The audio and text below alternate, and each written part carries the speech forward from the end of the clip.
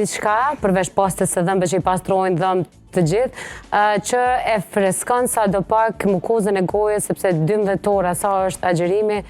tendenca për me pas aromë të keqe shumë e madhe. Asnjëherë mos mendoj pa shkopin karanfil. Realisht shkop karanfili e kalon gojë sidomos syfyr, përveç ujit që na e kena, më thonë, pse i ke dhe të familja jonë, shkop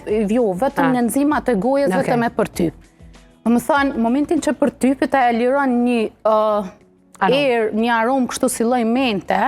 nashta kur e she ose ja merr erën e ki atë përshtypjen që s'ka me qenë mirë, syfyr para se me mbyll, është mirë me përtyp një shkop karanfil, po unë për veti e maj edhe me vetin çantë, pse nuk më ndodh me marrë dhjera keqe, po me pas një takim ose zakonisht grimierët kur më lynë, e kam sikletin që mos eventualisht po më vjen,